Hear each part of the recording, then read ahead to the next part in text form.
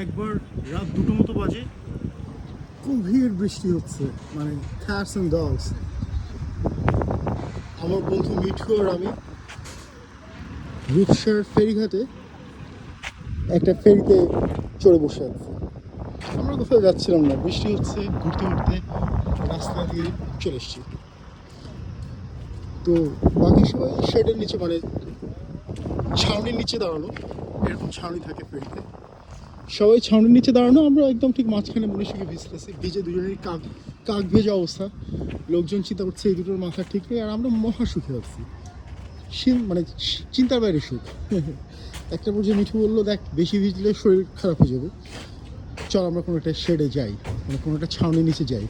আমার মাথায় তখন এটা আসে নাই যে আর কত মানে আর ভিজলে কী বা হবে, এটার মধ্যে ভিজে কাক। যাই হোক, আমরা খুব বুদ্ধিমানের মতো, এটা হচ্ছে ফেরির যে চালক তার কেবিন, আমরা এই সিঁড়ি দিয়ে উঠে এই কেবিনের নিচে আর এই ইঞ্জিনের মাঝখানে যে খোপটা, এই খোপের মধ্যে দুইজন উঠে চুপচাপ শুয়ে আছে রাত 2টোর সময়, প্রচণ্ড বৃষ্টি। আর এই যে সার্চ লাইট থাকে, এটা বোধহয় সার্চ লাইট না, কোথায় যেন একটা সার্চ লাইট থাকে, অনেক উচ্চ শক্তির সার্চ লাইট।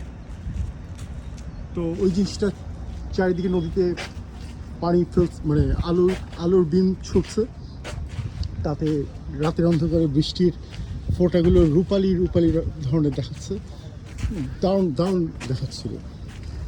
তো আমার বন্ধু মিঠু এমনি একটু কাব্যিক টাইপের লোক, একটা এখন চুপ থেকে ওকে বললো যে জানিস দোস্ত, আজ থেকে অনেক বছর পরে না আমরা অনেক কিছু ভুলে যাব, কিন্তু এই সময়টা, এই দিনটা, এই ক্ষণটা আমাদের সারা জীবন মনে থাকবে।